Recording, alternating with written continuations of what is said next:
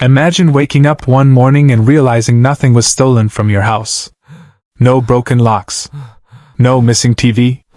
No empty driveway. And yet, you're poorer. Not because you made a bad decision. Not because you spent recklessly. But because the rules of the game quietly changed while you were asleep. That's inflation. And right now, it's reshaping household security in ways most people don't fully see until it's already happened. This matters now because inflation isn't just about prices going up. It's about stability going down. It's about how safe your life actually is when the math underneath it stops working the way it used to. For years, households were told a simple story. Work hard. Save money. Buy a home. Build slowly. That story assumed one thing would stay mostly predictable: the value of money itself. That assumption is no longer safe.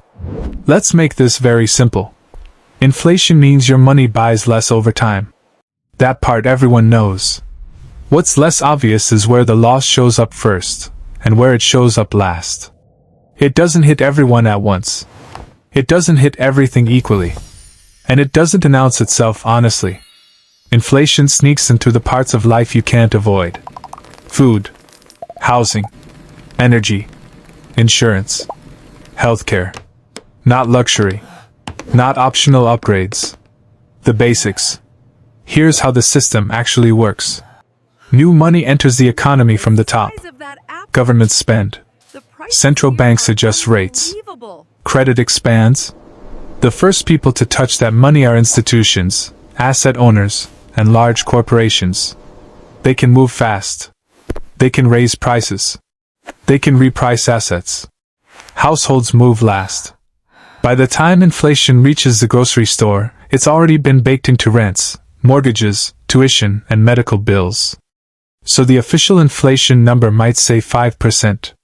But your lived inflation, the one that matters, feels closer to 15.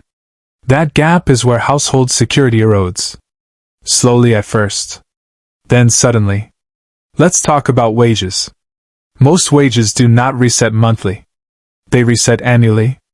Sometimes less. So when prices rise quickly, households float the difference on credit, savings, or hope. Hope is not a strategy. Credit cards quietly fill the gap. Savings quietly drain. Emergency funds become temporary funds. Nothing explodes yet. That's the trick. Inflation doesn't break households dramatically. It weakens them quietly. A little less buffer. A little more stress. A few more trade-offs. Eating out becomes eating in. Eating in becomes cheaper food. Cheaper food becomes skipped meals. Not overnight. Over years. Housing is where it gets sharper. When inflation rises, interest rates usually follow. At least they're supposed to.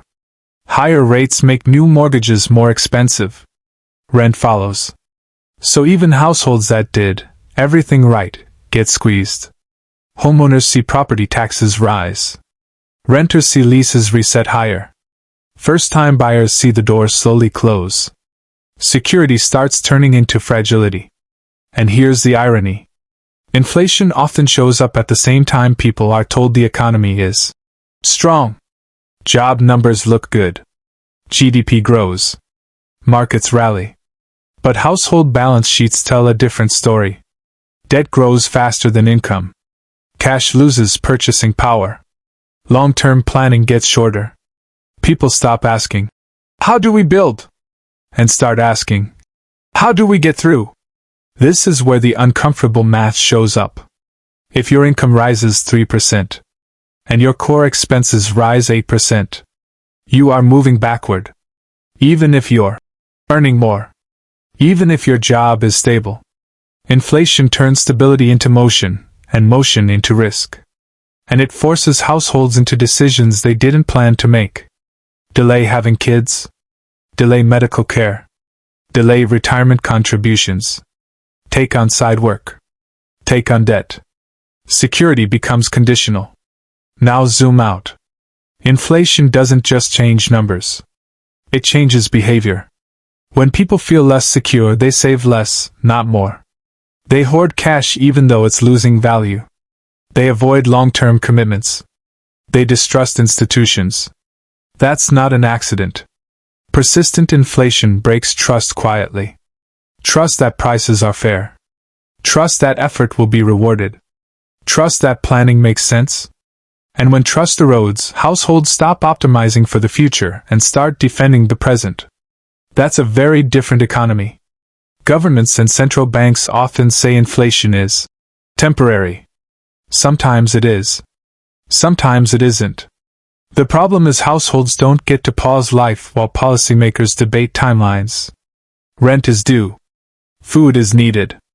Insurance premiums don't care about press conferences. Institutions can wait inflation out. Households usually can't. This is why inflation hits lower and middle-income households hardest. Not because they misunderstand money, but because they have less margin for error. When prices rise faster than income, the margin disappears. And once margin is gone, every unexpected expense becomes a threat. A car repair. A medical bill. A job interruption. Inflation turns small shocks into crises. Now here's the part rarely discussed. Inflation also rewards certain behaviors. Debt taken on before inflation gets cheaper over time. Assets tend to rise with prices. Cash loses. That means households with assets and leverage often come out ahead. Households relying on wages and savings fall behind. Same economy. Two outcomes. This is not moral failure. It's mechanical. The system isn't broken. It's doing exactly what it was designed to do. Which leads to the uncomfortable realization. Household security is no longer just about earning more. It's about positioning. Positioning relative to inflation. Relative to debt. Relative to assets. And most households were never told they needed to think this way. They were told to be responsible. Not strategic. Careful. Not defensive. Inflation punishes passive responsibility.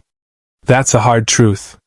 And it's why conversations about inflation feel so emotionally charged.